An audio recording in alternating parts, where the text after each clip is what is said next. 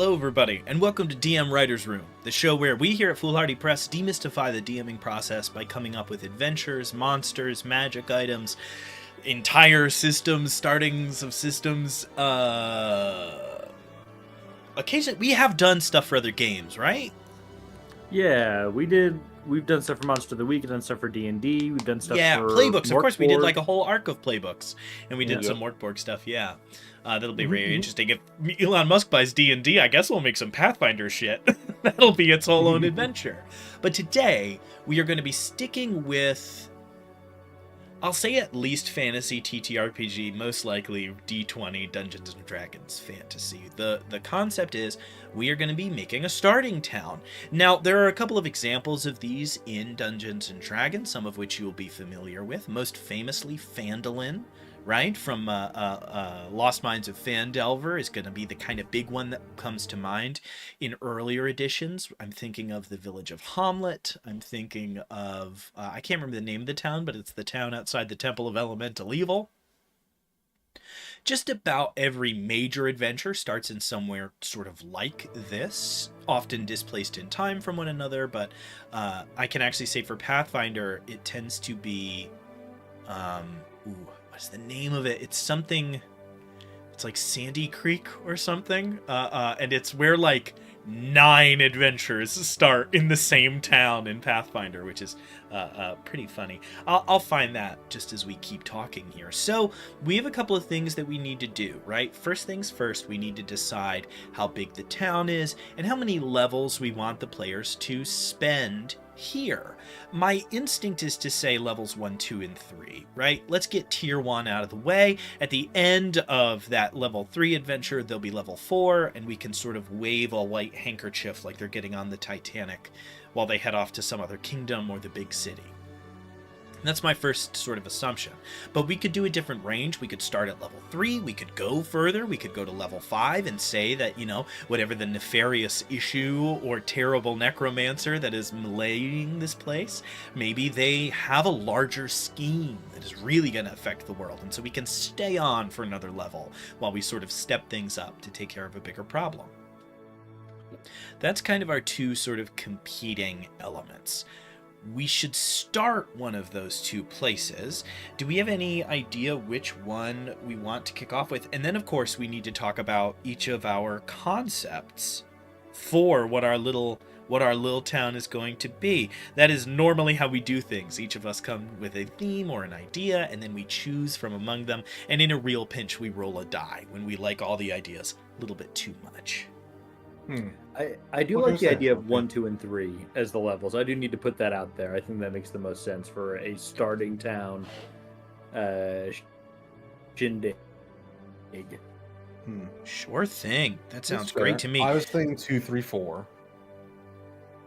You know what we could do? We could do the Curse of Strahd method, and we can say level 1 is optional, and it's do level 2, do level 3, and either we end with and your level... Ooh, excuse me. We either end with and your level 4, or we do that level 4 adventure. Oofa doofa. Sorry, I'm burping up a storm over here. No, I can't have the hiccups now. No, not on stream! Alright, I'm not a fish. Alright, so that all sounds pretty chill to me. Let's go around and spit out the concepts.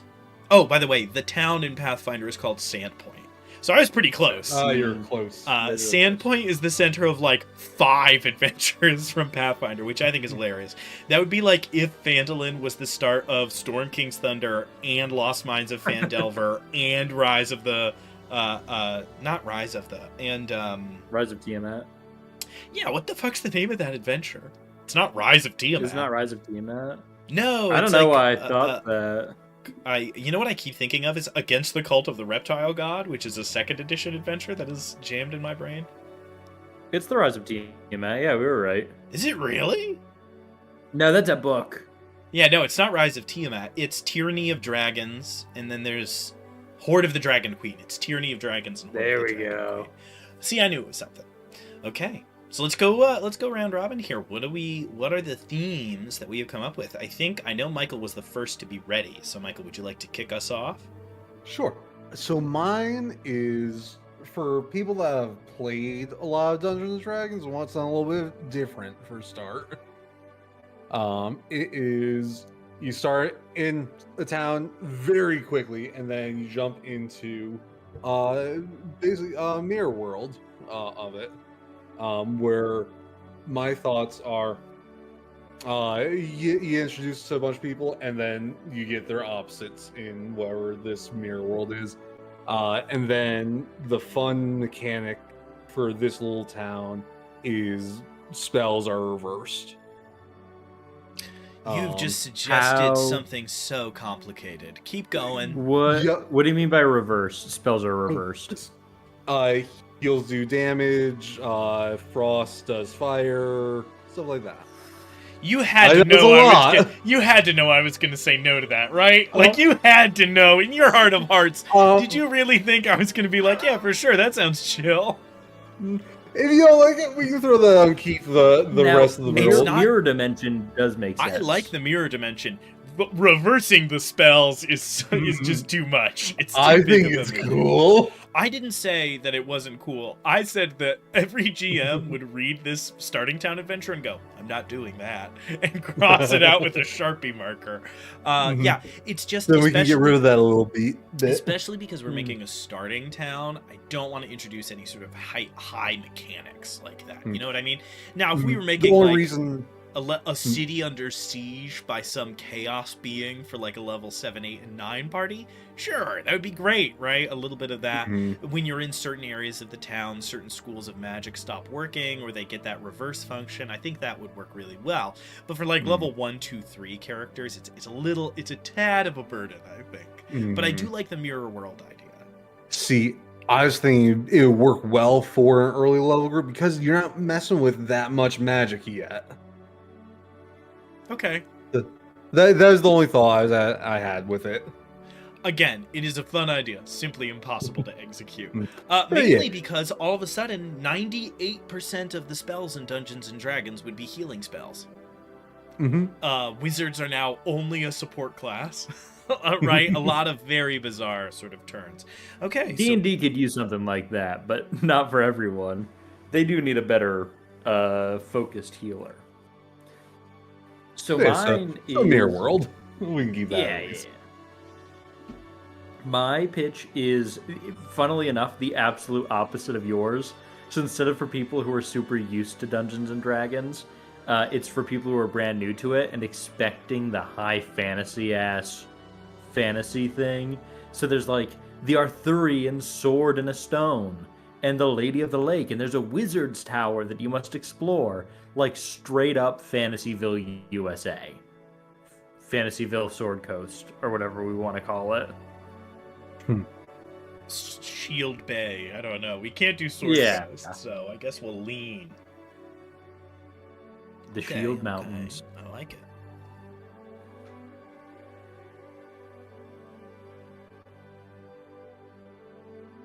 I'm having to slant. Mine's a little close to Spencer's. A little too close for my own comfort. Just give me a moment. Yeah, we can riff a little bit. I'm thinking about yours and the idea that when you're topside in the non-mirror dimension, being able to go back and forth freely.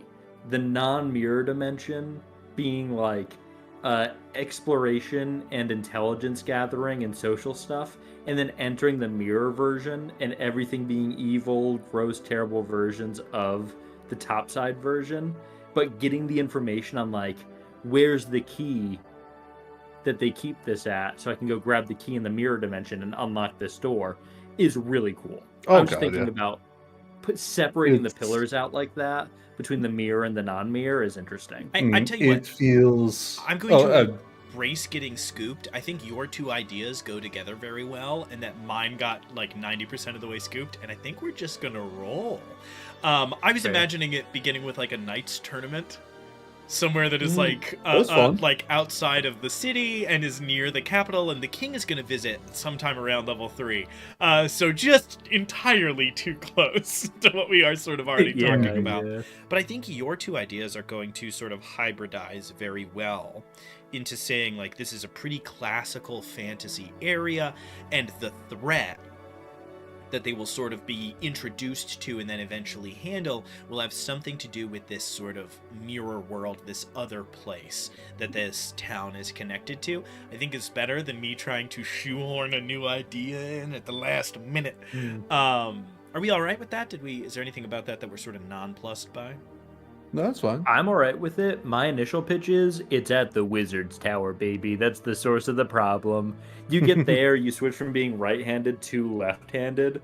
You just mirror immediately, like, what the hell is this? And then you walk back and everything's flipped, and you walk back again and it flips again. That's fun. So it's kind of just putting that out there. You talked about calling back to like Arthurian magic and classic D&D fantasy and the sort of funhouse dungeon, right? I'm thinking of, for those of you who don't know, the funhouse dungeon is this very magic item intensive, very fun, light-hearted kind of adventure that used to be pretty dramatically popular. I'm thinking of White Plume Mountain. I'm thinking of it's either Castle Amber, I think is the name of it, or maybe Tower Amber, where the Amber family has robots and portals to other dimensions all across their manor house.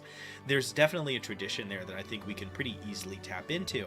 And what it does mean is that eventually we can make a dungeon where like one room can have Michael's magic reverse, which I think is good. Specifically, what I think I would like to note down is I would like at level 3 or 4 for them to fight a monster that can like curse one person to suffer from that effect, right? I'm thinking of something, the equivalent of a layer action or a fear or something that reverses somebody's spells, right? Some highly magical being, probably something to do with that wizard.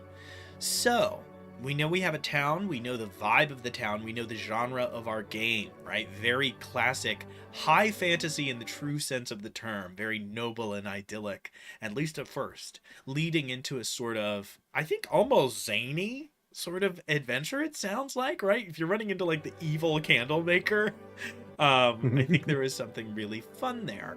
So I immediately go to a couple of directions, and I think we should pick one. So number one, are we thinking about this as being an extension of really classic D&D fantasy?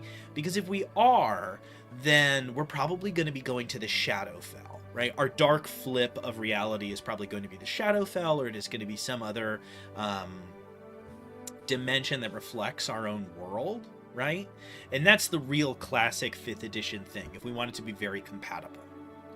Outside of that, if we were thinking about something more like Prospect or Fadia, sort of our loose settings that we play in sometimes, it can just be the mirror dimension. We can say that there is a dimension behind our world, all mirrors go there, and the beings there hate us and want to replace us very badly, like they want to live in the real world and force us into the mirror dimension, is a pretty classic, right? I feel like that is something that fantasy and sci-fi does a lot.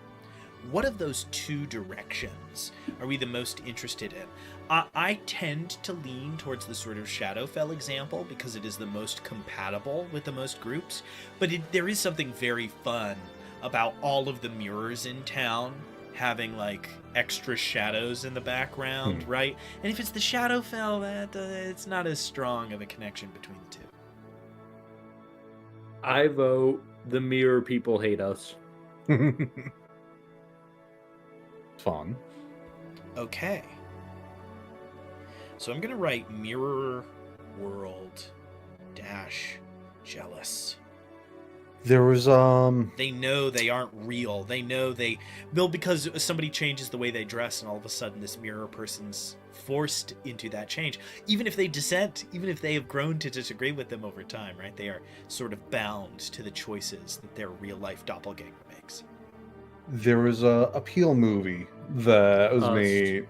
Yes, exactly. Us. Bad, that concept. Very fun movie. Yeah, cool ending.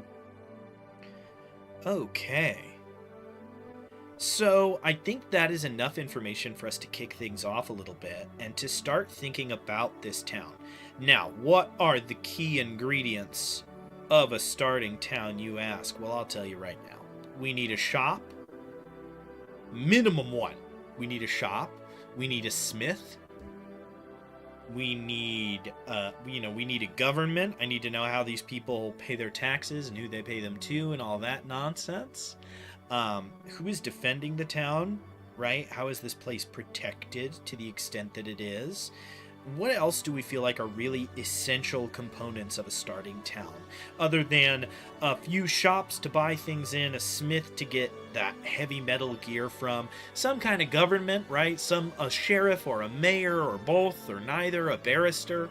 And then how do they defend this place? What other elements do we think are like really essential to making a starting town that's fun to interact with for months of in-game time? I think a cool thing or a cool character in it would be like a jail cell, where in the mirror, the guy that's locked up in real world is a shitty guy, and in the mirror world, this is one of the guys that's actually good. So kind of a plot point. I mean, I'll note it for sure, right? So we know we want it. Okay, so we know we want attached to government. We want some kind of jail. We want a place for people to be. And then we also, I will put on a separate note down below, we like this idea that evil characters will also have good versions. And I kind of like that because it gives a temptation to the players to be like, would it be the worst thing if this guy got swapped? Like, would that be the worst thing that's ever happened if this guy got swapped? I'm not sure it would be. And then we can decide whether or not that is a temptation that we will punish, right? Is there some grim and terrible cost of having somebody from the mirror dimension? Fun thing to do. Magic Pond, keep the fantasy still. Magic Pond is one of the first encounters you have with the mirror dimension. Gotta put that out there. That's where you get pulled in the first time or something. Or something reaches out and grabs you, looks like you. So let me add on my list of the question that I asked at the beginning of this, I will say landmark in our Magic Pond, right? Pond. Mm-hmm. And then other things that make towns fun to interact with, an inn/tavern. And I'm going to say the Witch in the Woods. It could be anything. It's just somebody who's kind of on the skirts of society. Okay, so we have our sort of hermit character. Hermit, that's what I was looking for. And then we have our wizard's tower. Okay, I think that is a pretty good place to start there.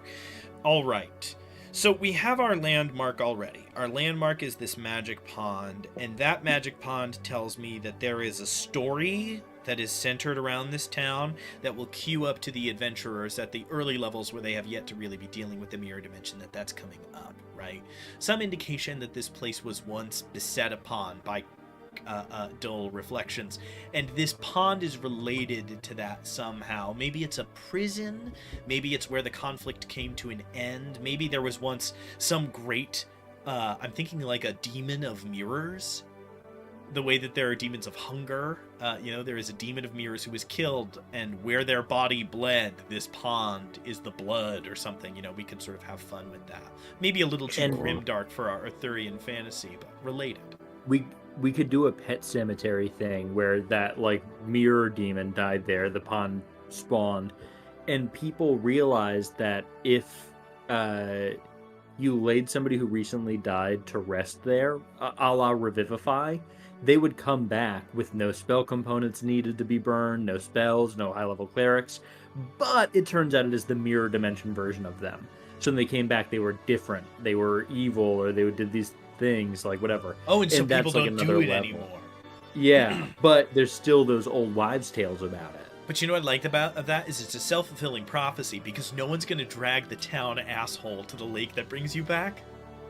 Right? They're going to bring back these very kind people who will come back as certified demons, as just horrible people. Okay, I think that's really fun. All right, so let's start. We're already on to page 2, which is a good sign, because knowing who's in the town and knowing what they're up to is going to really quickly start to tell us about what the quests are, what the things are that can be done, Michael, what's up? What do you got? Landmark library. Ooh, a little library. It could be a private library of like a rich individual in the town. Sure. Is this unrelated from the Wizard's Tower? Yes. Okay. All right. So we're going to start with landmarks. And under landmarks, I have a library, and it's kind of novel, right? This is a small town with, maybe a few hundred, maybe 1,000, 2,000 people living in it. I know that sounds like a lot. It's really not for a D&D world, right? 1,000 people is gonna be 110 families or so. It's enough to make this community exist all on its own. It's enough to keep everybody fed and the shop open and the library open and all these things, right? You have to imagine each of those places has like 5 people working there, and they need like 50 people to shop at each of those places, and they need to be able to get to town quickly. That population starts to like balloon up. So I think pretty much no matter what, we're going to be in the hundreds. So that library is a little bit of a novelty, and I think that's interesting. And then we have this magic pond.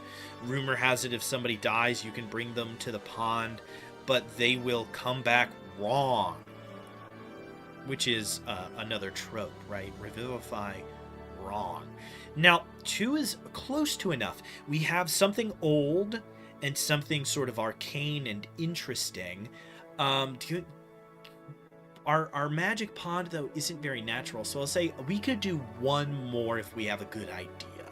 If we don't, we should just move on, but if we have 1 more exciting sort of landmark idea, it might not be a bad idea to roll with that. I said the word idea like 90 times in that sentence. I'm quickly just imagining, is there some sign of the origin of this town, right? I want a landmark that has to do with where this place began, because the library has to come later. Nobody builds a town on the frontier and is like, we need books. And the magic pond comes later, because this demon was terrorizing the town, gets killed, we have this pond, right? So that is after it exists. So I will say, what is the landmark that tells us about the origins of this town? Cave. Some people were trying to just survive through a harsh winter, and the cave was good enough, and they just kind of settled in. What else have we got? I'm not rejecting the cave. I'm just saying, what else do we have kicking around? I like the cave. I like the cave. Ooh. Oh. There's some lag spence. Having a little tech issue there. I like the cave idea, mainly because I like the thought that they arrive at this place and the first comfort they have is the thing that is the most essential. It is quickly followed for me by the thought of other forms of protection, things that make it easier to survive in a place, right? People build towns in valleys, by rivers, by water. Our town probably needs some water nearby. So is this does this cave mouth maybe have like a river rushing out of it or something like that? The river doesn't freeze because it comes from below ground, and so it is a source of water and a source of safety when winter comes. I think that might be kind of interesting, and it also gives us another reflective pool. But my worry is that we've sort of already done that, right? I don't know.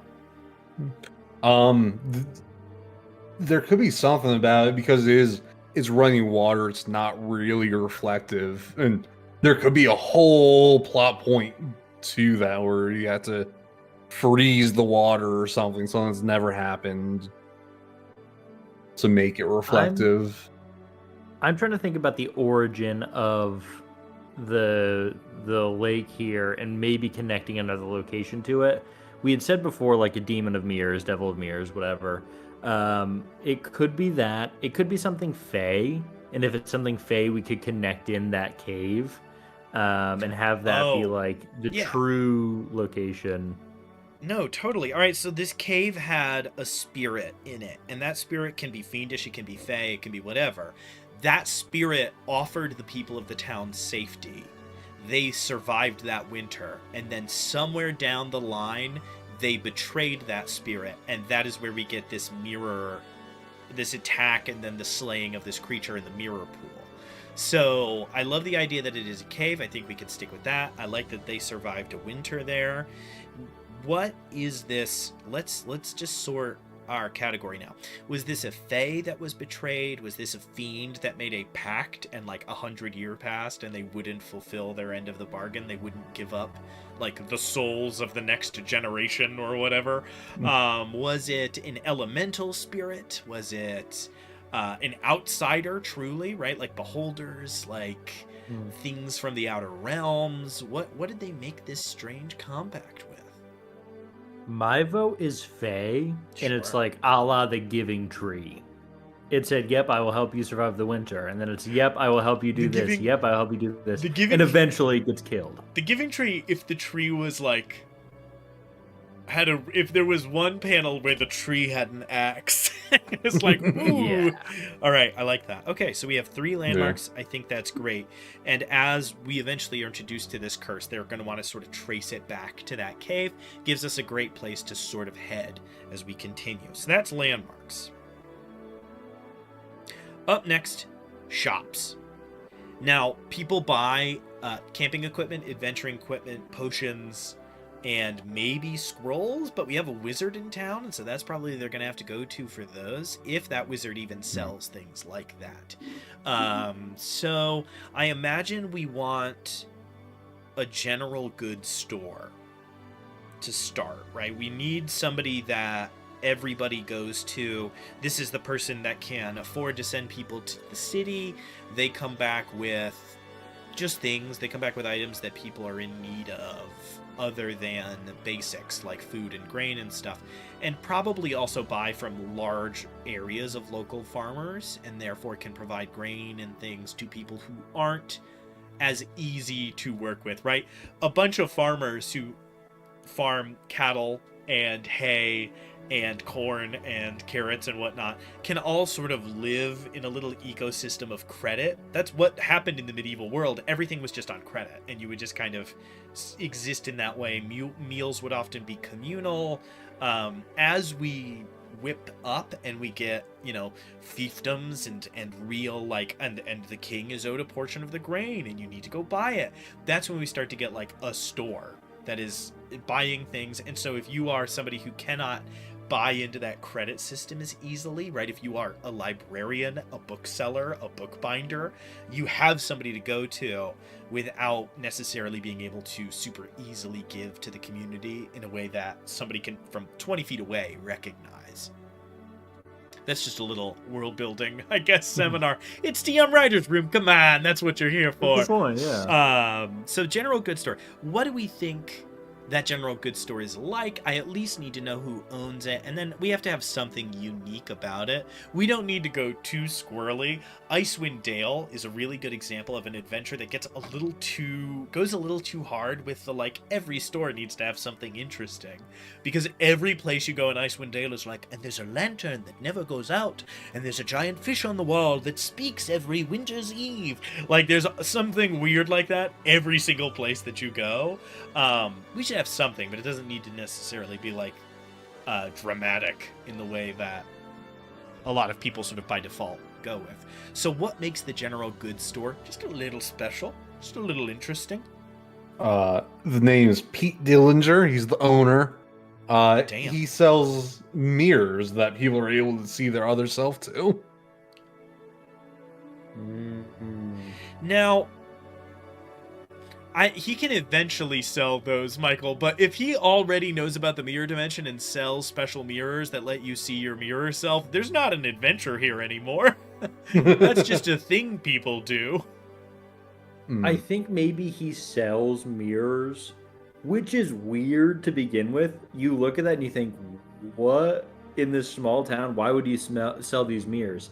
And it's marketed as like, oh, antiques, it's just a thing I saw on the side. I make these, I refurbish them, whatever. And I sell them. Not meant to really indicate anything, but this guy might have some connection to the mirrors, some information, some intel. So when the party realizes there's something going on with the mirror dimension, they go, oh yeah, what's his name? Pete Dillinger. Pete Dillinger has a bunch of fucking mirrors in his market. He must know something about this. So then you go back to communicate with him, and he does have a little bit of information. Or he works for the bad guys. I don't know. But I seeding that early, like, yeah, this general store also has a collection of mirrors for sale, is cool. Okay, I like it. So this is where we also now need to make an important choice here, right? So, making a mirror is kind of a pain in the ass. So Pete Dillinger does one of a few things. And this is really going to change this town. And so I do need to know the answer. Does Pete Dillinger shine metal to a near perfect polish, which would be ludicrously expensive? He needs large, blemish-free sheets of metal that are sturdy enough to be mounted that he can then polish methodically, that will be prone to smudges and scratches and such. Or maybe a cheaper but more confusing, does Pete blow glass and then pour like silver liquid on the one side, and that settles and makes that reflective layer for when it is flipped over? Both of those options mean that this town has access to a glass blower and sand and everything else they need, or has access to a tremendous amount of metal, enough that they can, for lack of a better term, waste it on this luxury good. I have a follow-up answer that will be slightly different. He doesn't make the mirrors. Also, I'm sorting out right now. Sorry about the lag. Yeah, no, that's okay. These things, they do happen. There we go. I'm back. Pete doesn't make the glass. Pete found the cave, and there were just hundreds of mirrors put up there. And he went, oh, great, I'll take these back and I'll sell them. The cave itself was used as a trap for that fae, where there's a prophecy where if it can see itself perfectly reflected, fuck up the town by taking all the mirrors? Fucked up the town by taking the mirrors and is selling them, yes. Okay, so Pete sells, like, beautiful antique mirrors and is always very coy about how he gets them. He's always like, well, I'll never tell. All right, let me erase the note I had made then. I'll write coy, comma, antiques. And then on my little reference sheet here, I'll put antiques in quotes. And then on my reference sheet over here, I'll say, across from mirror creature fae, I'll write trapped. That's interesting. So this fae, like, kept demanding larger things from the town in turn for its service, and when it would be refused, the consequences were way disproportional. It was like they would refuse minor requests and would have to deal with the 10 plagues of Egypt. Like, it was brutal. Yeah. And so eventually they devised this trap for the fae. They bind it in mirrors in a cave it cannot escape for it to be reflected. I like this. And then eventually, after it has become so weak and malnourished from being unobserved, Pete Dillinger stumbles into the cave one day and starts taking mirrors off the walls to sell. And eventually, okay, that's great. That also gives me another piece of adventure. Another piece, I guess it is a piece of adventure. The cave is not a landmark, it is lost. Mm-hmm. It was a landmark, but, like, that means for sure that, like, young teens on All Hallows Eve go and look for the cave. Like, right? That's a thing that happens. And they get you scared and they come back and they swear that they heard, like, a voice, because everybody hears bullshit when they go out. I like that. It was their own voice. Echoed back through the cavernous sound. Oh, yeah, of course. People hear their own voices when they go out searching for it. That's perfect. So that's a general goods store. I love that. The next thing I need is a place that can justifiably sell a health potion for 50 gold, and I don't think it's Pete. Right, Pete is selling your nails, your pythons, your hammers, your 50 feet of hempen rope, and he also sells these mirrors, which is kind of fun. And our blacksmith is going to sell swords and armor and things like that. Who is selling low-level scrolls and potions, right? There needs to be somebody who has a reason to be in this town, selling things that not a lot of people in this town can afford. How do we justify that little duo? Often in other published adventures, they will make them a smuggler, and they need this outpost to succeed, or they will make them part of like a large trading company that has outposts all over the place so that people can stop there. Or this person could just be incredibly wealthy and kind of like, I sell these things for like a bit. Like I'm not as much the salesman. Michael, you had your Moonlight. You had your hand. What are you thinking? It could be the mage, and they're here educational purposes. You can get the potions and stuff for cheap for doing favors for them. It adds a little extra side quests to our little starting area. Sure. So then I also like. Oh, go ahead. Oh, good. I was gonna say I like the idea that instead of a wizard or a mage, it could be just an alchemist who is in this tower. That way, it's not like let's go ask the wizard to fight with us while we do this thing. It's like no, he's a potion master. He's an alchemist. He does not do combat. He can't. That would make sense. Sure. Oh, and this alchemist thinks that they have discovered a Dr. Jekyll and Mr. Hyde potion. And what they've really done is just created something that switches you for an hour. And so okay, that's interesting. Okay. Great. All right, so we have an alchemist shop, and so we have a good place to buy potions and the like, simple, obvious things. We're trying to go Arthurian classic fantasy. So number one, at some point, I'm going to put a little star next to it. We can keep Dillinger, but we need to shoot the fantasy laser at old Pete's name. We're going to have to sort of circle. Bilthrop. Well, it's funny you say that. So alchemist shop. I mean, if we're trying to shoot the classic, right? Like Bilbo Tinkersby the gnome is where my brain goes instantly, right? Like we have to have Bilthrop Tinkersby the alchemist is fine. You can just write that down.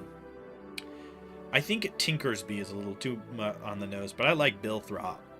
What's like gnome names are like Sprite Step, and it's like a little they tend to have a sort of cheery attitude that is connected to the sort of divinity they are connected to, right?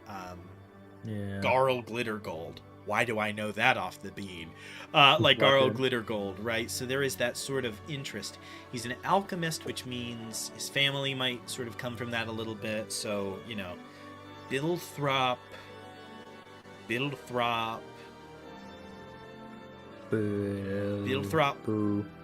Heart, right? Pedal Step. Bilthrop. I'm trying to think of what would make you think of an artificer, right? Bottle something. Bottle flip. Bilthrop. I need you to know, and I want this on the record for future generations. Spencer said bottle step, and someone left the stream. You said that, and somebody went, I'm done. For the person who left, I said bottle flip. Bottle flip? A la the Gen Z classic flipping bottles. How it's speckled drink. Speckled drink is good. Yeah. I like that because he's from the famous Speckle Drinks. The people who made soda. Oh, that is hilarious. Okay, so we have tentatively Pete Dillinger, the general goods store owner. We have Bilthrop Speckle Drink, the owner and proprietor of the alchemist's shop in town. Do we have any other shops that we need? Not strongly. There's nothing else I can really think of. There's the library. I think that's owned by a rich person who just does it for fun. Sure. So we can. I have that as a landmark. Who owns? Oh yeah. So somebody settled in this town, and they are old as bones, right? And they keep this library. They can't be a wizard, so they just need to be somebody that is interested in tomes and knowledge and whatnot. Yeah. So it's just sort of. Do we imagine this as an actual aristocrat? As the miser. Yeah, so this is so we're getting Scrooge. We're gonna get into kind of an interesting thing here, right? So if they're an aristocrat, that means they own the town. right? That's what an aristocrat is. It is the person that is like, oh, well, no, I own the town. Like, that's what I do. I sit in my library and I own everything, and people pay me taxes, and then I pay the king taxes. So I will say then, who is the... This town does not have a mayor. This town has, like, a duke. Has, like, a baron. Yeah.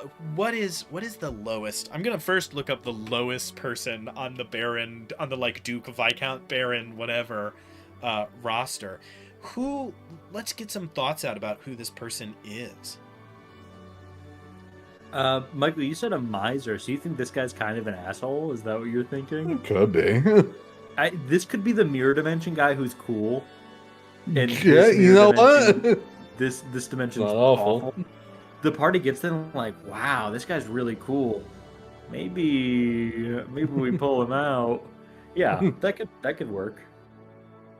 Yeah. So he's stingy with the information. The rogue would probably have to break into the quote-unquote library to get the information. This is like not a private study, but for all intents and purposes, it is a private study. He just markets it as a library. Like, oh yes, of course, a great repository. He gets tax cuts because it's a library. This is not perfectly correct. This is sort of a hodgepodge of a couple of different traditions, but I think it is going to be a useful list for our purposes. Emperor, King, Grand Duke, Grand Prince, Archduke, Duke, Prince, Mark, Count, Viscount, Baron, Knight, Lord. So what I will say is this dude the bottom of the barrel and is just Lord whatever? Or is he a little more important than that and is a Baron? Lord Brittlesby the Fifth. Brittlebones. No, wait. The party will call him something. Wait. No. You thought you were kidding, but I'm not going to let you be kidding. Let's figure this out. So everybody in town calls him Lord Brittlebones. What name does he have that sounds like Brittlebones? Britsbane. Britsbane's a strong star, I won't lie. Broxbone.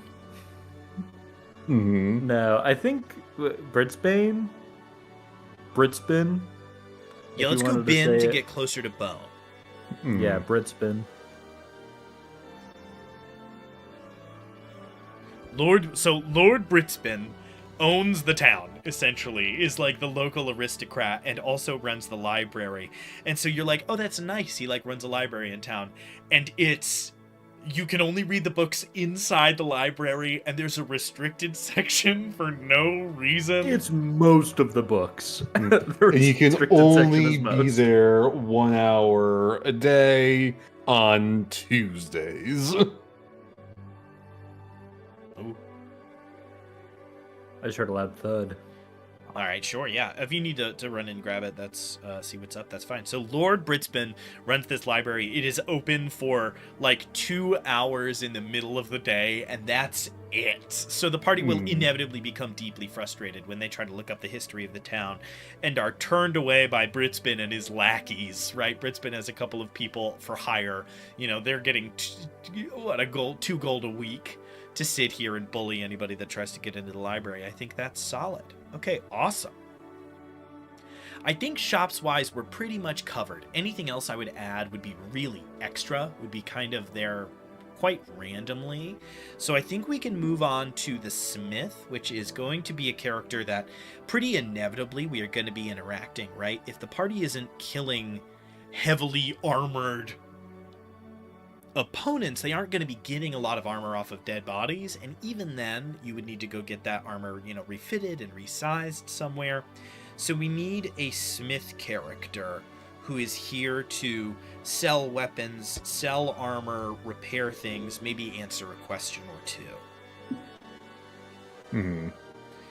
Now, this sounds like it's a very small town. This local lord complicates things. So that means this is a real Sultan. This person makes horseshoes and nails 99% of the time. It is rare that they do other things. So, I mean, I'm going to say, let's really lean in. We're all boys so far, so our Smith is Our smith is a woman, and let's say Hell our smith yeah. is a dwarf, right? Let's lean in. Sweet. Yep, Source- fanify it. Our smith is a dwarven woman, and let's go what? Lita Stoneheart. Like, no, that's a little too on the nose. Lita Woodhammer. No, Woodhammer's great. Lita Woodhammer, and there is like a wooden mallet hanging somewhere that is like clearly profoundly ancient and never used. Oh yeah, that thing weighs at least a ton. That is what she uses when people try and steal. Oh, that's really funny. She is this. Spencer's gonna really walked away at an opportune moment. What you missed was us coming up with the town smith, a dwarven woman named Lita Woodhammer, who has a wooden mallet hanging in the store. And the joke is, the wood mallet is for people who try to steal. It's not for like anything they nice. do for their work. I think that's great. Now, if I wanted to get really technical, what would come next is I would be like, who is the farrier in town? Who makes the barrels? Right? We have a couple of sort of like middling jobs left, but nobody that we actually need to figure out unless we wanted to be super duper thorough. Talk about older D&D. If you ever get the chance, I'm going to tell you as a reader, go look up some AD&D adventures with a town, and it will be like house number 37, the candlemaker Ritzny for Lent. Ritzny is one of 3 children. He built this candle shop in 841. He has 3 children. Their names are, and his first son has 3 silver in his pocket and the key to a chest that's across town. Like, everybody is fleshed out, and what they have in their pockets and like what's in their house is all lined out as well. And also in those adventures, I cut out. Also in those adventures, it's all marked down to the most specific bits of information. And then you open up the door to that guy's house, and rocks fall and everyone dies. So you never need the information because you all died anyways. We make that joke on the network a lot, and so I would like to take the time to say here, there is an actual early D&D adventure where one of the traps that can go off just says, rocks fall, everybody dies. And so it's kind of a famous GM with pulling their hair out phrase is, rocks fall, everyone dies. We're all new characters, we're starting over. Okay, we have a general goods store, an alchemist, and a smith. There is no other essential people left, so I think we can scoot on from here. That's our landmarks and our shops taken care of, and our smith taken care of sort of by coincidence. It's also our main government figure. This town has a lord. There is no city council, there is no mayor, there is no election every year. The king appoints the viscount, who appoints the mark, who appoints the baron, who appoints the lord. So you find out who is your boss like 12 steps down from some guy you've never met who lives 100 miles away from you. And I think that's kind of perfect. But it does leave me with the question. We know we have a jail, right? And we know that we have somebody that is sort of in charge of it. Now, if this is just a officer of the court, if this is somebody that is going to just, right? If somebody commits a crime and they get taken to the city to be judged, this would be like a barrister or a reeve, or we could just say sheriff so it's less confusing. This person's only job is to lock you in a cell for a day, send a letter, and then send you on a wagon to High Shield, or whatever the name of the actual city nearby is. Or this is like a frontier town, in which case it is definitely like a reeve or just a constable, and their cell, they have a couple of cells, and they have, what do you call, I don't know what you actually call, I can't remember the name of the thing that you hang people on. The gallows. That means they have like a gallows and a couple of cells and are prepared to take things on internally. So that's my question to you all. Mm-hmm. Does this place handle its, are we far enough away that this place handles its own stuff? Or do you get stuck on a wagon with a deputy and sent to the city? I think it's far enough away that it's handled here, and I think the reason this guy was arrested is because he broke into the restricted section of the library looking for a book on Fey magics or something like that. He knows something that's going on here, and that's why he's here. If the party doesn't interact with him, you're gonna get hanged. Yeah. And they're a scholar with no levels in any class. Yeah. Okay. So then we want either let pure flavor. Do we like the word sheriff or the word constable better? I like the word reeve. I don't know that word. Yeah, so it's just where the term sheriff. So the term sheriff comes from when you would have to collect taxes and things, and you would have crimes that would need to be disputed. The lord would send a reeve, and the reeve would go out and they would take care of it. Eventually, the lords stopped doing that. They stopped sending out reeves because they had these government agents with way too much power. But the towns were like, we miss having a guy here to take care of crimes. And so they started to appoint their own reeves in small towns called, the Shire, Shire. That word is actually pronounced sure. It's not the Shire, it's a sure. And so local towns called shures appointed reeves, and they were called sure reeves. And that's where we get the word sheriff. Nice. Is basically they stopped appointing these people, but people in the towns were like, it was really nice having a guy with a sword here to like take care of business. Okay, so we have our local reeve. Do we have any ideas for who this character is and what they're like? My main question is, do they suck? We know they're on the Barons. Yeah. We know they're on the Lord's payroll. Do they like being on the Lord's payroll, or are they? Right? What is the deal there? I'm thinking of huge callback. Fallout 1?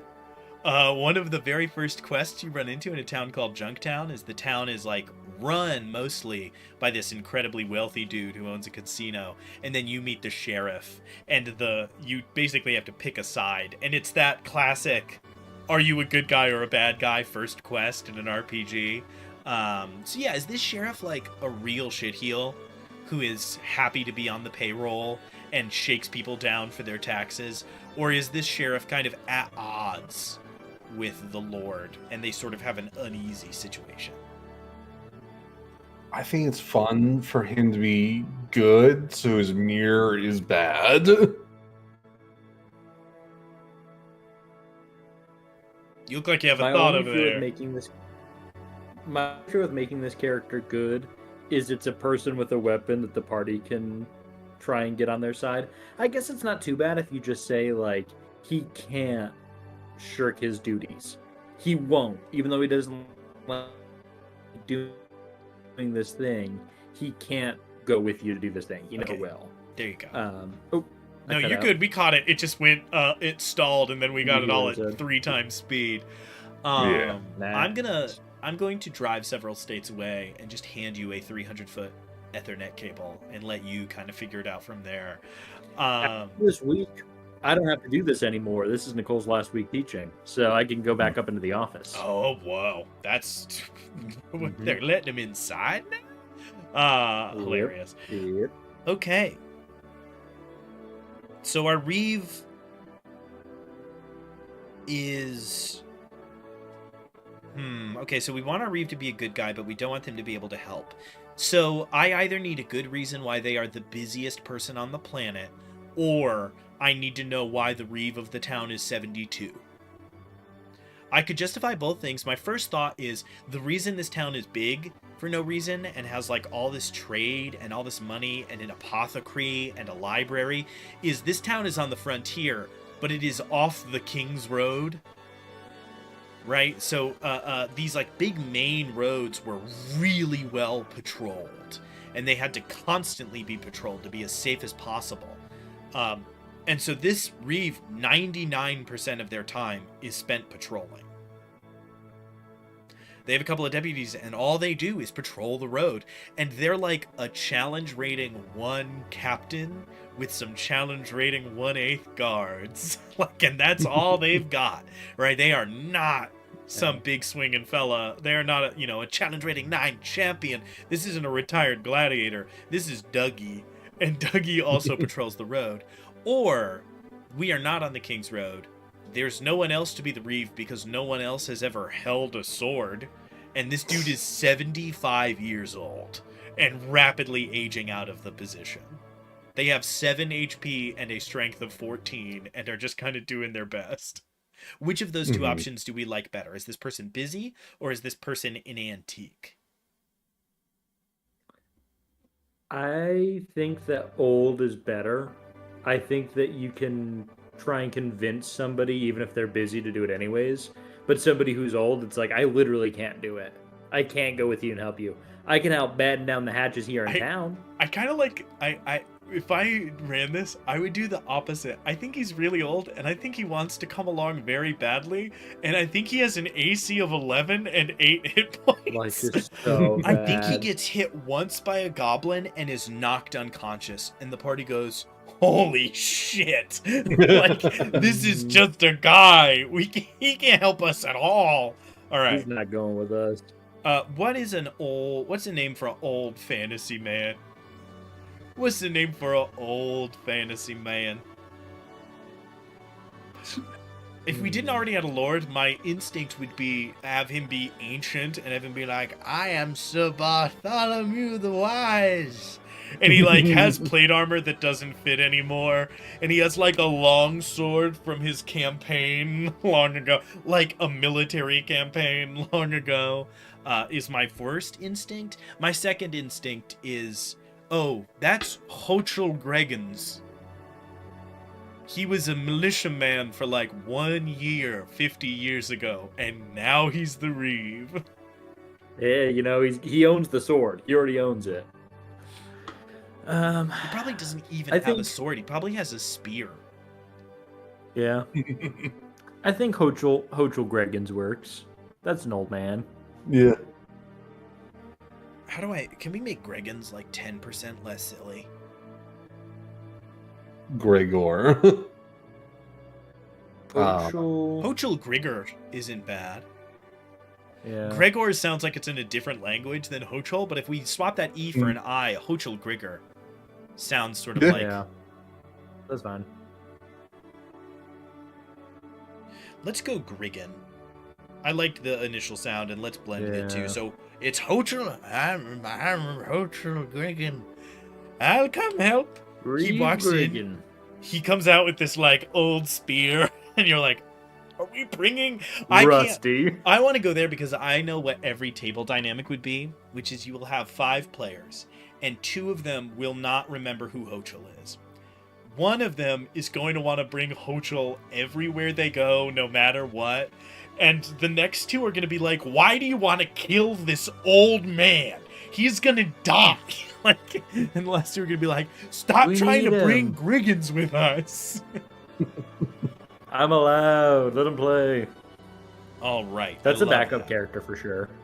Oh, yes. I would sad backup character. I've got it. Yeah, no, that would be fantastic. Okay, and that answers our defense question. How is the city defended? It's not. Nope. I'm going to add one element. Like pure luck. I'm going to add just that Lord Britsbin just has some, like, goons. Like, Britsbin just has some lackeys that do what he says. Yeah. The burly guys from town, he has on a small payroll to do stuff. Mirror version of Griggins is strong-ass old man. I think the mirror version of Griggins might just not be old. The mirror version of Griggins is like 22 and has like hair down to his mid-back and a long sword and is in glinting plate mail, and you're like, that's your Griggins. Yeah. I have slain many beasts in my time here. Like, you're like, holy shit. I found the well of infinity. I do not age. He's he's an Oath of Ancients paladin and is 35. He's like, couldn't age. He's like, they're like, why are you young? And he's like, I'm 74. Perfect skin. Love it. Skincare. I feel like we're doing really well with the background and setting and stuff, and the basic through line of the adventure. But if this is going to be 3 levels of adventuring, we might have to make this a multi-stream. It's going to be a multi. I imagined this is a multi-stream. We don't have the time Yeah. to wrap it up right now. We're already like halfway through our time. James, he has a man bun and wears an ascot. I love it. He comes out in a robe. Oh, word. Too good. I'm a monk. I fight with my hands. All right. So now we have inn/tavern. If memory, I might be wrong about this. I feel like there's a difference between the two. I don't think you can sleep at the tavern. I think you eat and drink at the tavern, and I think you sleep at the inn. So we can have some competition there. We should have at least... We know that we have some shady customers in town who do what the Lord tells them to do. So I need there to be at least 2 places, because one of those places is the place that those guys are, if the party needs to spy on them or fight. Yeah, exactly. So we have this... let's get that one out of the way first. So it's not necessarily seedy, right? I think a lot of people in town do still go there. So what is the name? What is the vibe? Who owns the tavern that is... not fighting the current, right? The Lord shows up and starts being a weirdo, and they go like, we love the Lord of this place, and they give him a steep discount on his drinks, and his men get a steep discount, and they just sort of, they play real nice. Now that can be because this place is cowardly, right? It can just be run by a sort of like doddering somebody like Doddering who's like, what? Or it can be a place that is sleazy and likes the benefit of this, right? They can avoid, they don't have to pay their taxes to the king. They can pay half that to the Lord, and they just don't get reported to anybody. I think doddering, because I want one of the initial conflicts to be with the Lord's Guard, the Lord's Men, whatever you want to call them. Oh, I'm gonna write. The party can get into a fight with them there because they're bothering the tavern keeper. Lord's Guard is good. I like that, and I specifically like, if we're being that prescriptive, which you can be with early level adventurers, I like the party gets in a fight with the Lord's Guard. The Lord's Guard flee. They don't want to, they don't want to get murdered. And they run off, like, into the woods, and the next time you see them, 2 of them are acting normal, and one of them is being incredibly kind, and is, like, stopping the other 2 from dishing out untoward justice, and you just have this interaction where you're like, did he have a change of heart? Like, what do you mean? And then they'll notice things. The main instigator. Yeah, he's left-handed instead of right-handed now. He doesn't have a scar that he used to have. There's these subtle indications that something has changed. Yeah. What do you think of the Golden Drop as its name? Ooh. I like it. What is the Golden Drop? Also, that's the tavern, right? That's the drink that they sell. Yeah, but so what is... So, like, is it a drink? Is it something they have hanging on the wall? Like, what is the Golden Drop? Yeah, it's a drink. It's a mead. Oh, nice. It's Yeah. made from Ooh, it's honey. got extra honey. Yeah. I love that. See, that's world building right there. I do like the idea. This is really prescriptive, but it could be just an optional paragraph where if the party is arrested by the Lord's Guard or the Reeve, they would end up in that drunk tank with the other guy who's about to be hung. So that would... is it happening? I think I might be back. If you get arrested, you end up in the drunk tank or the prison with that guy, basically just for the night. They're going to let you out the next day.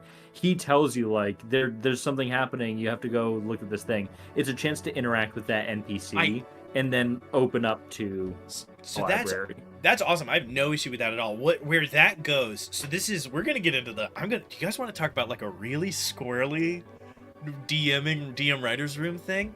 So I have a problem with the way that new adventures are laid out. New Dungeons and Dragons adventures are all laid out by location, right? So if you're reading Curse of Strahd and you want to find out more about Tatiana, you can't go to the back of the book and find the Tatiana section. You need to go to the description of the bar in Barovia, and that's where her character build is. So in the way that it is set up now, that would be, for me, what I would love as a GM to run into is that's just a little gray box under the jail. Is if the players are ever sent to the jail, they will meet this character who is about to be killed, and they are going to sort of give them some insight. If I had my druthers about it, page 1. there should be, in my opinion, an NPCs and quest lines section in the book, for reference, probably towards the back, that would say, reference these locations, right? I don't as a GM, I rarely give a shit about how many people are in the tavern and about what their most popular drink is. It's fun if you don't have a lot of time for setup. What I'm mainly wondering is, like, what's the quest? Like, what are we doing? Who knows each other? What's going on? So I think that is a really strong choice. And I would say it's not railroady at all. It's just if they ever go to jail, this thing happens when they go, right? I think there's enough examples of if you went to Denny's and they asked what you wanted, you wouldn't be like, "You're telling me what to do, brother." You'd be like, "I went into a Denny's." Like, of course, the thing happened that happens when you go there. All right, I love that. So the Golden Drop is this place that is totally on the take. And they can afford to stock this expensive, extremely good mead because they aren't paying their taxes. They pay a stipend to the Lord. The Lord pockets it and looks the other way. And so they can import this mead basically for no money at all.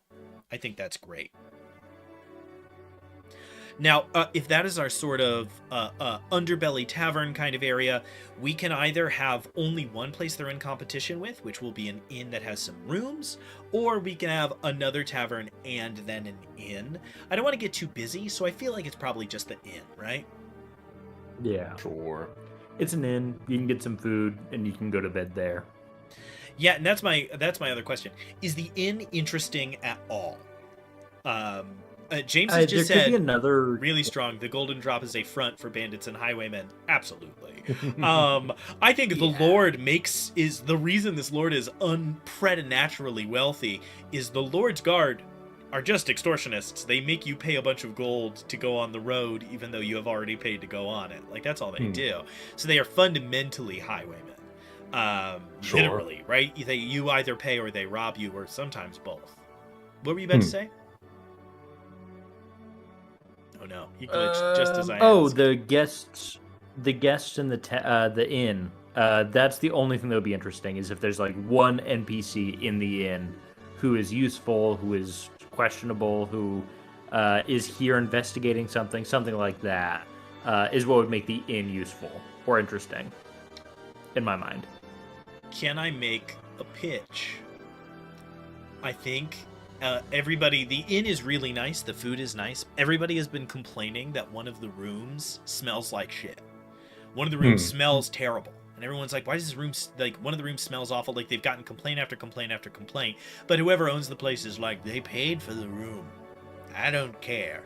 And it's somebody with, like, their brother's dead-ass rotten body who is here to drop it in the lake and who heard the rumor and is like, it's gotta work.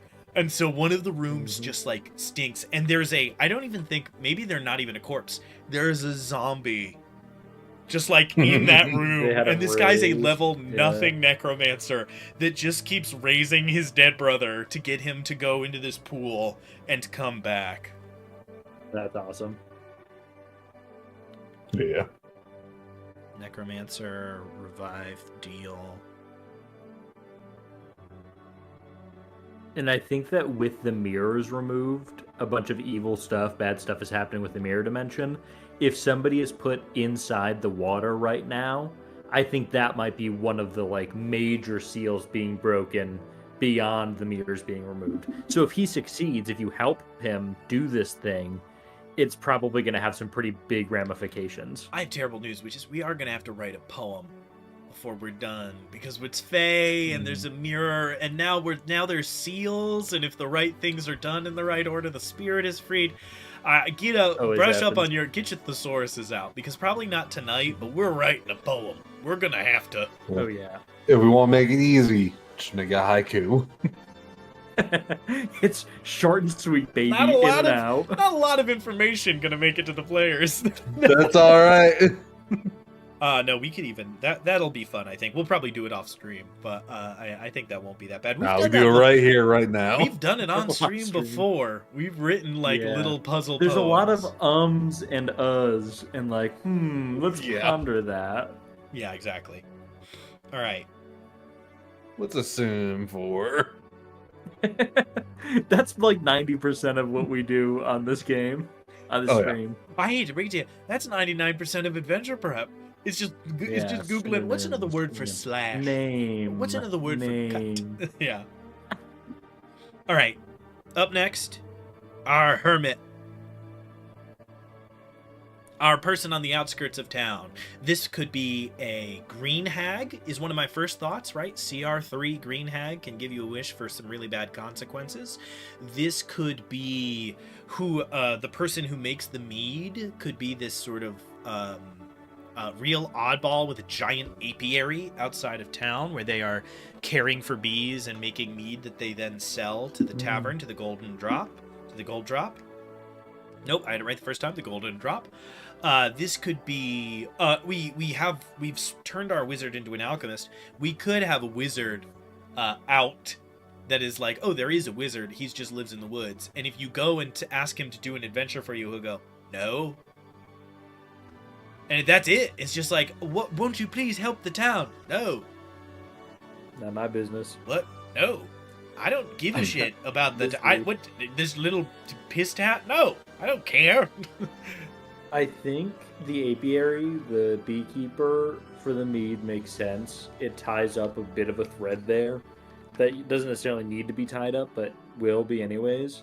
I could see this being a very, very, very old person who was like the last one to be revived at the pond before.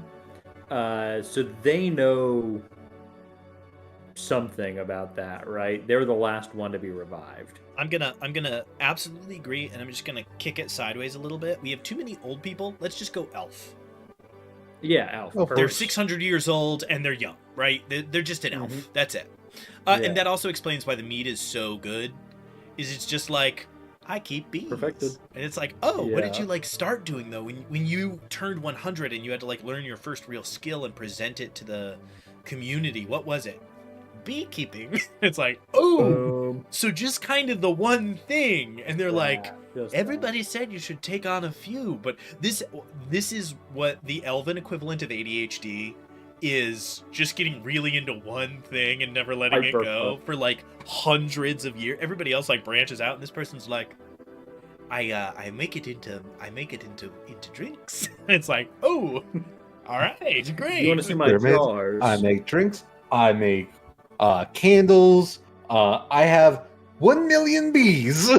1,000,001 as of this morning. The thought that they're like, this is Thalassa, this is Shalanta. Like they know the names of each bee. It's like too good.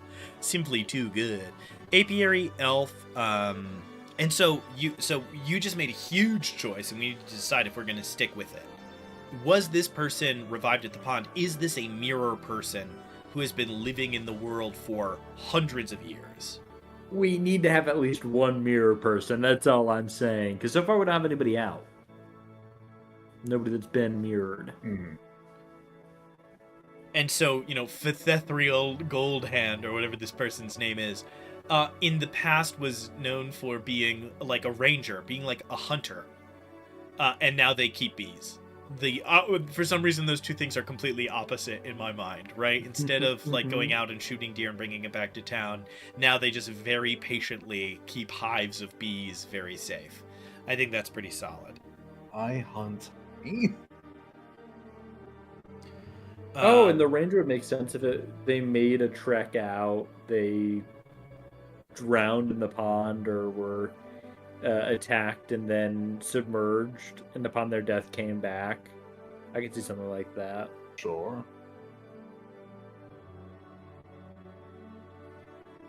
Sorry, I just had to put on the fantasy hat. It's a wood elf named Lemuel Elmhart. Just had to put the old fantasy name hat on. The greatest ability you will gain. Do yourself a favor, get out a sheet of scrap paper and just start writing fantasy names, and then throw it away. Just some syllables. Just start to get a sense for it. We're about to, today, probably tomorrow, I'm going to get in the script about genre savvy. If you can just pick a genre and stick to it, gosh, you're going to save yourself some trouble. All right. Okay, so that is our hermit character. I think that's very fun. They tie into the main plot. I think that's great. Who does that leave us here? We've replaced our wizard. I've got great news. That's our town. Our town is built. We have all of the essential people, all of the essential items, and over the course of coming up with our town, just like I knew it would happen, we basically came up with like 99.9% of the quest, right? So in a classic adventure, in modern D&D adventures, this is the first couple of pages, right? This is the background of the adventure. The background for this adventure. When the town was settled, there was a particularly harsh winter, and they sheltered in a cave. When they did, they found that that cave was home to a fey creature that is associated with reflections, with mirrors. It doesn't need to be too one-to-one. I'm not saying this is like, you know, the fey that invented the mirror or whatnot, but they are associated with them a lot. The first thing I need to know is a little bit more about that fae. We can be vague, right? We don't need to be super detailed. We don't need to know their you know, grandmother's maiden name or anything. They can just be, you know, the Wanderer, you know, some stuff like that. The most Especially important... if we make it unseelie instead of a seelie fae, it gets a lot more monstrous and wacky and easier to sort of manipulate into being a big bad. Yeah, this is my big question. Is this a big elf with like extra pointy ears, or is this like Pan from Pan's Labyrinth? Yeah. I think it's cooler. Michael, what were you gonna say? I was gonna say I like Pan's Labyrinth. Yeah, I want it to be creepy and scary. It's a thing that lived in a cave that these people made a pact with to survive the winter. I think that it's terrifying. So what do we associate? What would we think of with a creature that lives in mirrors? Most importantly, a thing that can be trapped by covering the walls of its cave with mirrors. How does that work? Is it fascinated by mirrors? Can it not resist staring at its own reflection? That's my first thought. Or does it only exist in reflections, and so because all these mirrors are pointed at each other, it cannot escape? What about being surrounded by mirrors trapped it? And physically, what makes us look at it and go, that's mirrors right there? That thing's got something to do with that. What is it? Narcissus? Is that the Greek myth I think of the guy that, stared at his reflection and ended up drowning himself? Yep. I think that's basically the situation we have here. It's a fae that, when it sees its true form reflected at it, is put into a hypnotic state. It's surrounded by reflection, and so is stuck in this spot. But the mirrors have been being pulled away, so it's gaining more and more of its mental faculties back. So it's almost like a kelpie, like those horses that would get people to get on them and then drown them.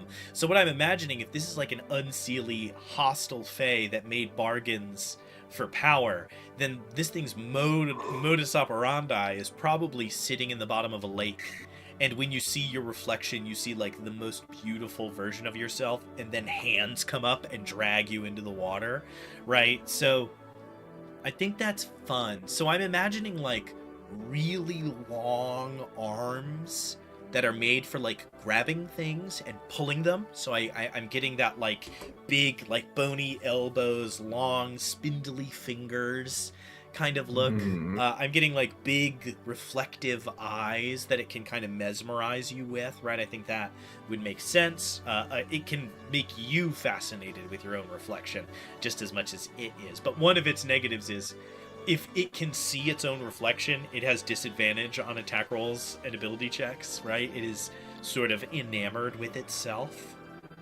Yeah. Okay. Oh, you know, whatever paladin or someone is gonna try and get a mirror shield.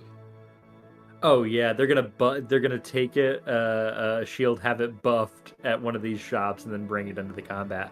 I wanted to add in one thing for the creature itself. I could see an anglerfish angle where its face transforms like shape changer style. So its face is what you're looking at when you see your reflection.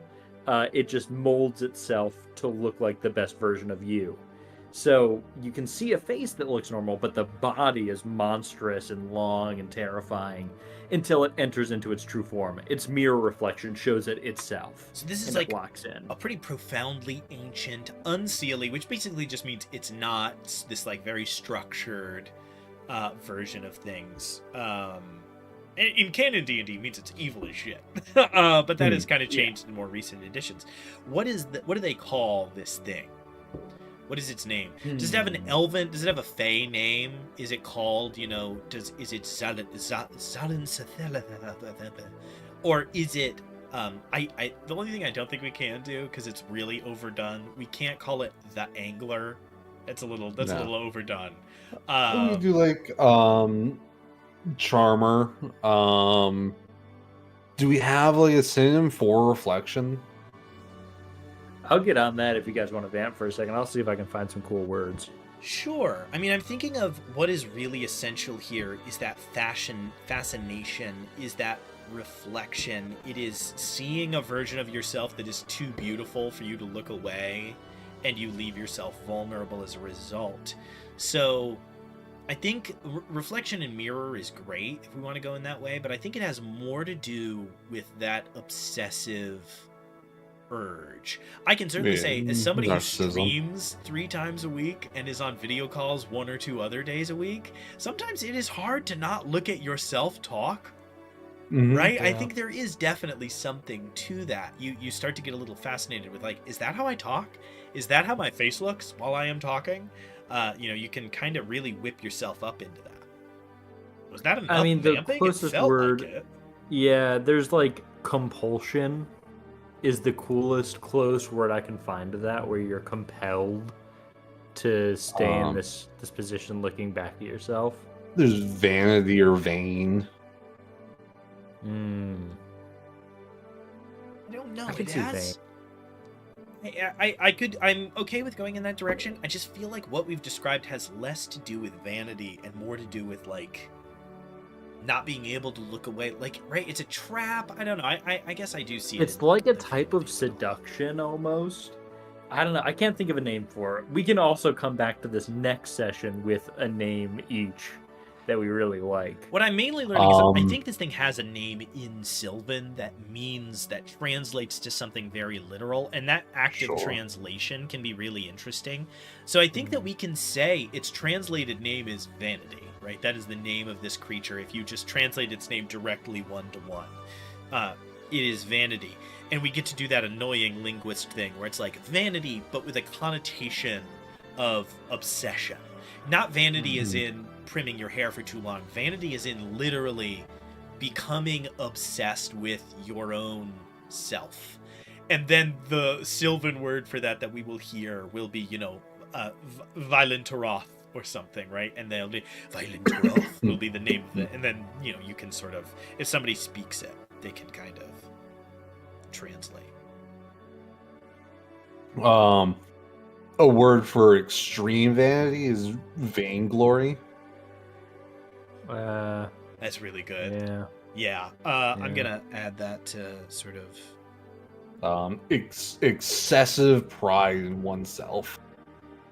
I like that. I think there is some Sylvan name that translates to vainglory. That translates to, like, this is, you know what I love about that? That means we're gonna get real deep now. It was once, the legend is that this was once a Seelie Fae who became so obsessed with themselves that they, like, betrayed Titania, thinking that they deserved a higher position at court, and were warped and bent and stretched and made to be fascinated with their own grotesque nature. And so now they hunt others just as, like, this little wrathful spirit that cannot escape. And then all of a sudden, its cave is invaded, and people begin to praise it. And, they begin to offer praise and offer little gifts. And this thing, vainglory, starts to, like, collect the gifts and become obsessed with the people of the town. And then then the gifts. The trick is they give gift and gift and gift. And one of them gives a mirror, and they see that it's staring at itself a lot. And when it asks for too much, eventually they all start giving the gift of the mirror, and it can't refuse the gifts at this point because it's too vainglory. And it's surrounded by these mirrors. The gifts it was given by the townspeople trap it. That's pretty sick. I love the image that, like, all the townspeople didn't know what it was, because you would just walk into the dark and then you would just see these, like, 2 orbs, these eyes open, and then this long hand would, like, take something, and then somebody gifted it, like, a little pocket mirror, and then every time people would come in, they would find the creature in the corner just staring at itself, and that news spread. And then the first time it pulled some real Rumpelstiltskin firstborn son shit, somebody was like, but we all know. And so then they brought dozens of mirrors to it, and it became so obsessed that it couldn't leave. That's great.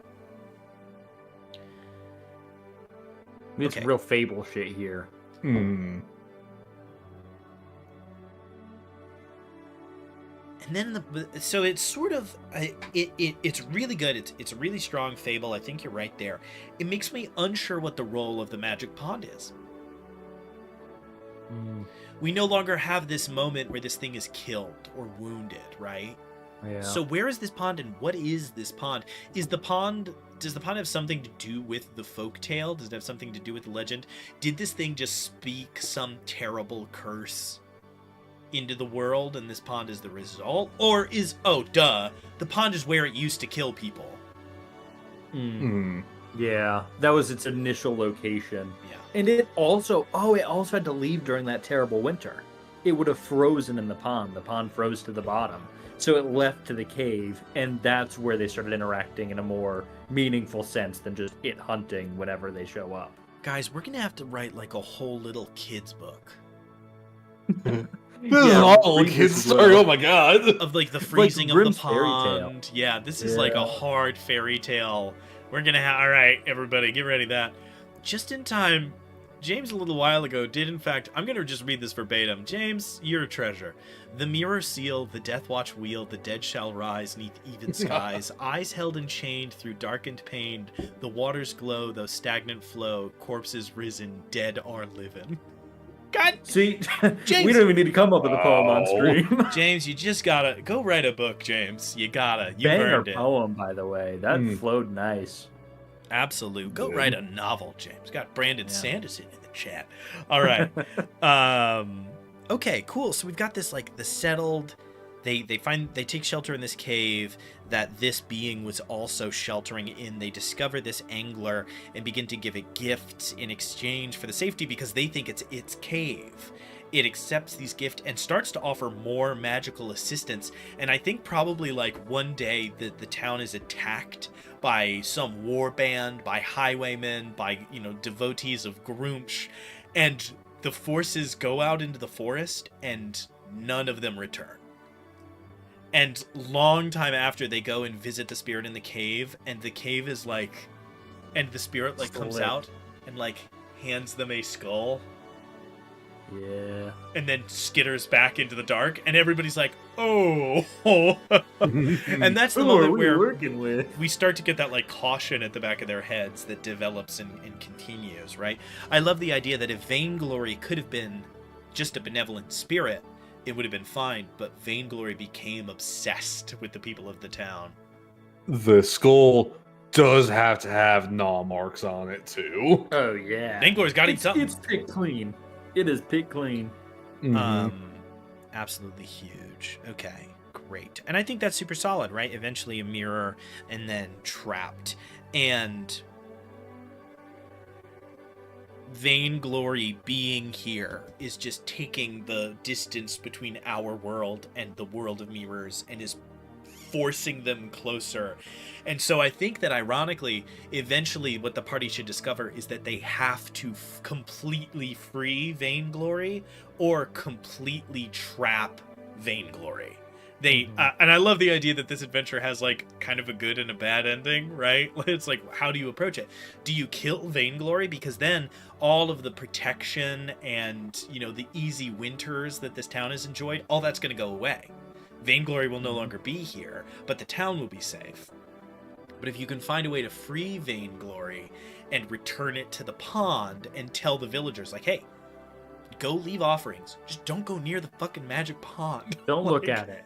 Don't look at it. Right? If you can find a way to, like, let them coexist, that'll be fairly complicated, and our villain for that arc will be the Lord, who wants to weaponize this gift. Yeah. Then they will be able to sort of coexist with Vainglory and enjoy the spoils alongside everything else. Wow, I like this. I think we're really cooking here. I could see Brittlebone being like, I If so, you're telling me I can give this thing all the offerings, and I could probably become the emperor. Yeah. Oh, and He's I'll going to invite. he'll start throwing people into the lake. Yeah. Easy. Oh, I'll invite the king. I'll tell the king to look into the water, and that'll be my offering, and I get to take over. Yeah, that's definitely like the inevitable plan. Inevitable plan. All right. Thank you, DM Inconspicuous. I see you in the YouTube chat. Thank you very much. We're make sure you go back and scrub through. We're really cooking here. We're just about wrapping up with day 1 of this. We'll be back next Tuesday for sure. Still sort of plugging away at this. Okay, so we have our starting town, we have our cast of characters, we have this evil Lord Britsbin and his lackeys, and then we have this sort of cast of helpful characters that we will interact with, right? Pete Dillinger, who has accidentally doomed the town, Bill Throp, who is looking for these alchemical ingredients and has heard legends of a, like, realm of mirrors where there is strange things to be found and is here looking for that to some degree. Lita, who is just sort of helpful. Hochul Griggan, who is like, just stay out of there. Like, there's nothing good out there for you. Hochul is just this old man who knows that sometimes kids go out and don't come back. We know the Golden Drop, which is sort of opposed to this inn that we have yet to name. And we have this dumbass who is like, if I can bring my brother's body to the well, it'll bring it back. And then it will work, but what will come back will be, like, monstrous. And then finally, we have Lemuel, who is this elf that is from the other world and came at that very early, came through at that very early time, and is like, there's got to be something I can, like, and is trying to keep everything a secret. Like, if they find out, they're gonna send me back. And that's what Lemuel is afraid of when the party arrives, is he's like, I can't tell them no matter what. And if somebody casts Detect Thoughts, what they're going to get is Lemuel is just terrified that you are going to send them back. That they are going to have to go back to the mirror world where they are forced to hunt because their real self hunts. And so this like animal-loving, basically druid, is forced constantly to hunt and shoot things until it can briefly see itself in mirrors and plead. And try to find some way to get itself to change what it does. Which I love, because if you ever had that feeling of looking in the mirror and you feel like you are looking at a different you know what I mean? I don't know if that's a feeling everybody gets, but it's one that I get all the time. Where you're like, is that the same? I don't know, you're like, is that what I look like now? Like, is that what I'm like now? And the thought that that is actually another being, like, you don't have to be the way you are. Like, there is another way to be. It's pretty tight. Very fun. Yeah, he's definitely the one in the poem. Limeril, it's already close to Limerick. See, there you go. It's just natural. All right. So that's our background. I think that's really solid. And now we get into the actual sort of meat and potatoes. We have like 6, more like 5. We have like 5 quests already outlined, right? We have this necromancer who's going to want your help. We have the necromancer who's going to want your help. We have Pete, who has a dark secret. And then we're sort of gesturing towards something to do with the cave, something to do with that fight at the end. Lita Woodhammer is going to need you to go do something. And Hochul Griggan is going to need you to go out with him into the snow, into the woods for some reason. So those are still pretty light, though. We don't have a lot of time left. It's 9:15 now. We usually stream for about 15 more minutes. Are there any other, because we're trying to shoot for this like real classic early adventure feel, we should avoid the annoying quests that are in like, I don't want us to have to go pick flowers or whatever. And I don't want us to have to escort anybody anywhere. What are the like real classic quests that you enjoy that we can tie into everything? Because that'll change like how the necromancer quest works. Like, I don't know if we're stopping or helping that guy yet. And maybe the party is going to have to decide for themselves, right? Maybe all you put in the book is, he's there, he wants help. If he does it, it goes awful. And the party can decide what they do. I think the options are, it'd be more useful for me at least to look at like styles of quest. Number 1 is a heist. That would be breaking into the restricted section of the library. It could be breaking the one guy out of jail. Both of those are options for heist style adventure. So there's this like bullet theory of this poem, this story, and it's, oh, well, there is a record of what happened. The guy who runs the beehive has it. And then you go see Lemural, and Lemeral's acting incredibly weird. And you need to, like, really do a lot of insight or detect thoughts to see what's going on with Lemural. Lemural just thinks you're adventurers who are going to kill him for being a mirror monster. But what you actually discover is Lemural has been getting shaken down by the Lord, and the last thing the Lord took was Lemeral's book. Right in the library. Because Lemural won't give him the bees, like he won't give him control of the apiary, and so he keeps having to bribe him, and eventually bribed him with the book. And so that... a mirror of the quest. The main quest is the bribery, the gifts. And so you're breaking into the Lord's personal library to get this book back. To get Lemeral's books, so that you can sort of find this secret and kind of keep making your way through. Oh, and DM Inconspicuous has said give them like a magic tablet or something to study, and they have this book, right? It is in Sylvan, it's ancient, it's Lemeral's book. You return it to him and can offer to read it. Lemural reads you out the poem, but it's like sweaty and weird, and maybe you figured out, and maybe they don't. Maybe Lemural actually does get to just coast out the other side. I think that's really strong. I like that. So we have like a heist mission coming from the library. Chat's really cooking today. I think Chat's right on this, which is that quest could come from Lemural or from the Necromancer. That is what was just suggested by DM Inconspicuous. Sure. The Necromancer is like, I know that there's a book. Like, find me the book. I must have this tome. Or it's Lemural. I need to know how it works. Or somebody else that's like, they took it. They took it. It's like, he's upset in the bar. You find Lemural comes into town to get drunk, and everyone's like, the elf is here. And they're like, no. That's kind of fun. All right. So that centers around a couple of people. I think that's great. Sure. Another classic is like, there is something in the woods. You need to go find it, right? Somebody comes in like, they got Bess, they got my goat or whatever, and you need to like go figure that out. Michael, what were you about to say? I was just saying, I feel like there's gotta be like some sort of like kill quest where it's fairly cut and dry just because it's early level. It doesn't have to be were rats in the dungeon, but it could be. Can I have a pitch for one, but I think it might be too sad.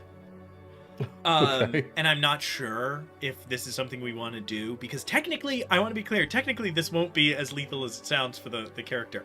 Can we have like does one of the deputies have like a dog, and the dog goes missing, and then cattle start to die, and you go out into the woods, and this hound attacks you, and it's because that dog ran into the lake, and now the mirror version of it is like tearing people to pieces.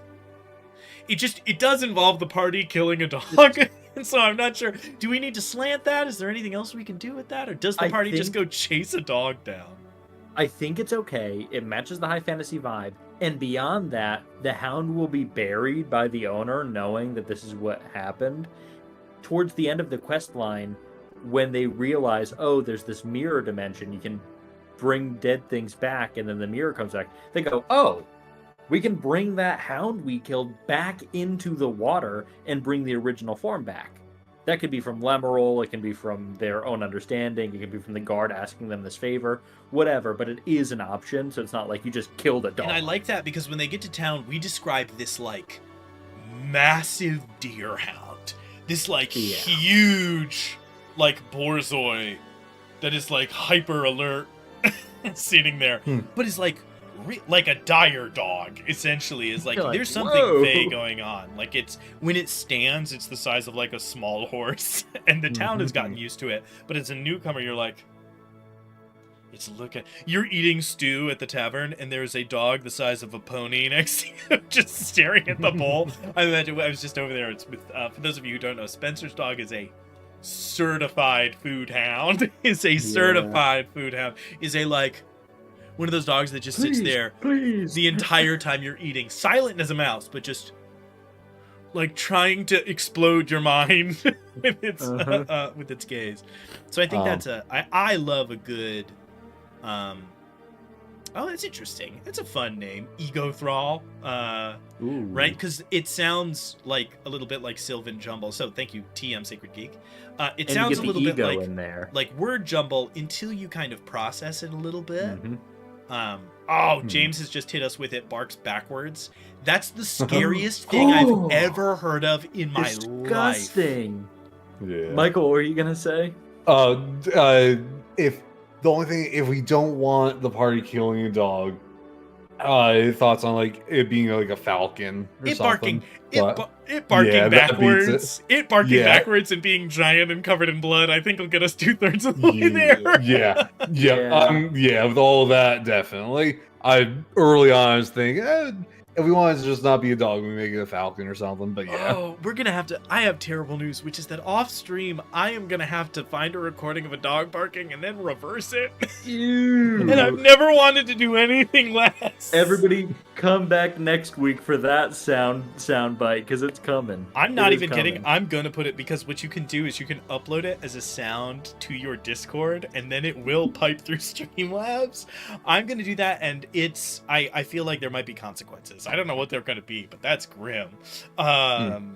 Okay, great. Are there any other main quest lines that we wanted to jump? We've only got a few minutes. Or That's what I was kinds gonna of ask, is quests, there right? So we more? have heist, Yeah. and then we have something in the woods. Those are two really fundamental quests. The version of something in the woods I don't like is there is a kid lost somewhere, and now you need to drag a 9-year-old back, and like that's miserable. Yeah. So those are two big ones for me. What are some other like really fundamental quests that you guys enjoy going on? I will say I know Spencer at least is like a pretty big social interactions head. Some of that would be the heist, right? I think there is a way to talk the Baron, the Lord, into giving you the book. What's the like terrible thing the Lord wants you to do for the book? Strictly optional quest, almost guaranteed to not happen, but it'll cue us into the reverse, right? So the Lord says, go get this thing. And then you can go to that person and say, the Lord told me to get this. And then they'll be like, please, you have to help me. He's been battering me for years. And you can like flip it on him. What is the thing the Lord asks you for that leads you down a rabbit hole? Unfortunately, the most obvious answer to me would be the mirror quest to Lemuel. You could go to the Lord first, and the Lord says, "Go get that book for me," or you could go to Lemuel first, depending on the adventure path. And Lemuel says, "My book has been taken." It kind of is A/B path that leads to the same eventuality almost. Do we want do you have something like in the middle of the lake? Something that would like not say what it is, but point towards something a little bit. It would be pretty cool for the original lake hunt to have like a chest in the middle of it, and that's why people would go to the lake and look into it to begin with before they saw their reflection. So let me make a pitch. When Vainglory was banished, what was he banished with? When he was bent into this strange fey shape, what artifact of his former nature was cast to the primaterial plane that is sunken at the bottom of the lake and calls people to it that even Vainglory cannot touch? Is it a dagger like buried hilt up, and so all you see is this like glinting cold iron from far down below? DM Inconspicuous has just said, just saying, aboleth. Which I love. I'll tell you what, DM Inconspicuous, if I ever decide to really TPK a level 3 party, Aboleth. you have no idea. This is really funny. We have been talking about aboleths internally because they came up in a video that we just For made months. on the YouTube. And so we've been talking about aboleths non-stop for like a month and a half because they just popped up as an alternate to Mind Flayers for us. That's so funny. I love how the whole world is like, have you heard about these What about big aboleth? fishes? That's great. So what's the office like? What when Vainglory was bent for betraying the queen? What was cast to the world? What anchors him here? Is it what's anchoring Vainglory here? Can you take it and in so doing free Vainglory? I was thinking a crown that he had made as a show of like, well, Ooh. I'm just as good. I have a crown as No, well. because Yeah. that's so good. If you can do this is for the real, like I have an investigation of +10 at level 3 party, is if you read the whole book and you solve the whole riddle and then you go to the mirror dimension and you speak to Mirror Vainglory and you hear his tale because he can Yeah. speak. Eventually we can get the scene where the party goes into the cave and sets this like silver crown down and they just see this hand reach out and pick up the crown. Mm-hmm. Yeah, all right, I'm And there's writing just crown. crazy defenses around the lake, so it's not something you can do right away. And But the then Lord he, asking for the crown makes sense for the Lord's ambition as well. oh god, Like, I yeah, want to be the king. Give There's me a this crown, rumor this that magical if you crown. put the crown on, you will be able to control Vainglory. That Vainglory will have to follow your commands. The only And we're way back. We're back to Arthurian legend, baby. We Yeah. cycled it all through. Oh it's, god, yeah. and I think that's fun because all you know is the crown controls Vainglory. And so it's at the Mhm. bottom of the lake. Vainglory probably put it there. Everybody wants to get to it, but the lake is like a fey nightmare. The lake is at the center of a bog, and that bog is like kelpies trying to drown people. It's not goblins, red caps with their big iron Yeah. shoes. Like it's Mhm. brutal. But if you can get there and you can get the crown, then it's like, well, should we control Vainglory? Should they? And the good answer is we should let Vainglory control himself, like return the autonomy to Vainglory. I love The that. the No, image of a bog, like that mossy, swampy material, and then a perfectly pristine lake in the middle of it is so cool. that's I super cool. So cool. Do you think when Vainglory gets his crown back, does he revert back to how he was before? I I don't think that I don't think all the way. I don't think he'll ever be the yeah. same. But Part I way think though, he's probably, um, he would probably be very similar to how it was. It's just everything's uncanny. Everything's perfectly symmetrical in like the Oh yeah, bad that's funny. way. My Mhm. that's good. My first instinct was his features fix themselves, but his arms are still long. And Mhm. like Yeah. his bone, like his face is still a little sallow, but like the color restores and he's no longer like mummified in that way. Yeah, and he can speak. And at that point, because of how he looks, and he has more cognitive function, he hates how he looks and how he is now. Even way. It's still a curse. It's still a curse being this way. Yeah. I mean, we're at 8, we're not 8:30, we're at 9:30 now. I think that that's it for us, but An incredible first session. oh Hmm. yeah. So Oh I yeah. think today was the outline and it was that first couple of quests. We're gonna get into I'm gonna go do one more little fuddy-duddy thing here, right? So to get a party of adventurers from one level to the next level, it's like 5 to 14 encounters, give or take. Like that's if you're doing experience. So with milestones I tend to recommend like be similar, otherwise your party is going to be level 20 after 3 weeks of adventuring, right? You want to kind of map on a little bit. So each of these quests is like 4 or 5 encounters. Thank you for the sub. Is like 4 or 5 encounters. So we need at least like 2 or 3 more to flush out like the main quest, and then we need to branch a lot because we need to Mhm. fill each thing. uh Something we could take a cue from that I think might not be a bad idea is I'm going to talk about Pathfinder again.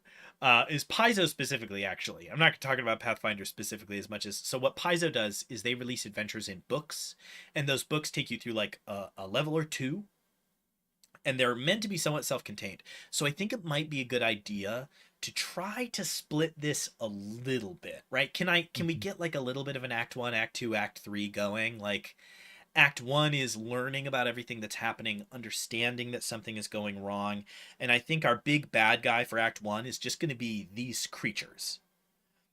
After at the end of act 1 we discover where they are coming from, and act 2 is trying to figure out like how did they get free. You learn about Vainglory, you learn about the legend, you go to the mirror dimension I think in act 2, You find some way there, and then in Act 3 you come back, and that is when we are at the real crux of things. You are now in a race against time with the Lord and his lackeys that are trying to get the crown, and you know that whoever gets it first is going to be able to tell Vainglory what to do, and bare minimum Vainglory controls the weather. Like that's the least bad version. At most he seems to be able to pull people into mirrors and kill them. Like there's a lot of scary stuff there. He's almost, for those of you who one of my favorite underappreciated 5e monsters, he almost sounds like a bone claw. A bone claw is a lich who was sabotaged, and so they are this unkillable undead that follows the command of, no joke, the evilest person near them. They do whatever they tell them to do. And so they are this really interesting thing. He almost sounds like a bone claw, right? He is subject to the will of the people around him in that very real way and has been freed. All right. I think we're well set up to come up with, right, we need one quest per important NPC. We can rattle off a couple more of those next time. So I think probably only one more session, right? We're going to break down a couple more quests. We're going to sort them into what level we think each one addresses. And then I think we can move on from there. Super great job. We outran the music bot, which I think is really fun. Wow. All right. Thank you so much for watching DM Writer's Room. That was an absolute blast. We love doing this. This show is kind of our answer to, you look up advice for how to prep, and it's always, make sure that there's enough encounters and put magic. It's never, here's how you take notes. Here's what to come up with. Here's how to make a town. And so we thought it would be fun to sort of come up with those things live, and we've enjoyed doing that now for 2 years? 2 years. 2 years? Wow. This is probably, for me, at least to do it, probably my favorite show on the old Foolhardy. We're certainly not a network yet, but we're headed in that direction. Certainly one of my favorites to do on Foolhardy Press. You can catch 3 streams on Twitch and YouTube for us. They all start at 7:30 p.m.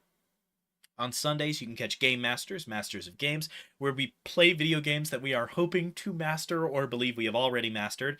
We were playing Baldur's Gate 3, which has been a lot of fun, trying to get through Act 2. We've been at it for an incredibly long time, getting through Act 1 and then Act 2. We're about to take a brief detour and play a little bit of Marvel Rivals, just because we need a break, to be honest, from Baldur's Gate again. We were really hoping to do that this week, but unless we can find out a way to pull some nonsense, it's probably going to get pushed off. So expect that probably in not this Sunday, but this coming Sunday after that. On Mondays, you can catch The Party Makes Things Worse. That is our actual play show, if you care for actual plays. We just wrapped up a few weeks ago Spencer's Monster of the Week game called The Prince of Charming. Really fun 9-episode series about a small town in the American South with some strange semi-biblical happenings. It was really fun to be a part of, really fun to watch. I know because I'm the note taker and I have to go watch all of our old streams. And right now we're doing the Song of the Reliquary. I am running that. That is in Dungeons and Dragons. We're trying to shoot for the advanced 5e, the sort of new rules. That's been really fun. They are journeying out into the tomb desert to delve into this ancient tomb to find, ironically for this party, just money. They are just trying to make an incredible amount of gold as a part of this huge caravan. And I'm not going to give away too much more because we have just begun. We just did episode 3. They've only just arrived at the ruin. So this is a good time to catch up on that. And of course, on Tuesdays, you can catch DM Writer's Room, where we demystify the DMing process. Check us out on YouTube and TikTok. Spencer makes a lot of really great stuff over there. We have a pretty solid scripting and editing, so I'm not afraid to say they've got a lot of really good, dense information in them, so go give those a little bit of a poke around, including the shorts. That Spencer's, I don't know how he gets those things down to like 50 seconds, like that. And then you can check us out on Drive-Thru RPG, and we're on itch.io as well, right? Itch.io for The Last Thanksgiving, a turkey-tinged tale of vengeance for 4 to 6 players. Yeah, our first adventure, The Lich's Dollhouse, which we came up with an incredibly long time ago. I think some of our new adventures are a little better, but it's still good. Is an introductory adventure of a level 1 party shrinking down to go into a dollhouse to get a Lich's phylactery. Really fun. And then came up with live on DM Writer's Room. If you go back a couple streams, you'll see it. The Last Thanksgiving, a turkey-tinged tale of vengeance. It is the story of a group of turkeys trying to kill the chef that owns the farm that they live on. really fun. You have to throw eggs. We recommend throwing eggs at each other to see who succeeds on what checks, but you could throw a ping pong ball if you don't want to make a mess. You could sort of lift off in that direction. Follow us on Blue Sky? I think that might be the only social media we're on. So I guess go follow us on there if you're on there. Thank you so much for watching, and we will catch you there next week. Just a heads up, we are headed into the holiday season and we have a couple of friction points. Probably no stream this coming Sunday. We were trying to figure it out. We're still going to try, but it doesn't look like we're going to. So most likely no Game Masters on Sunday, unfortunately. But we'll quickly get back into after that. Sometime around the Christmas season, we'll probably miss a few more just because, a lot of us are going to be traveling. We're going to be spending time with family. We'll keep you updated. We'll post on YouTube most often. We're trying to post more on Blue Sky and other things to sort of update you on that. So just keep your eyes open. Thank you so much for watching. We'll see you somewhere next week. Peace out. Bye.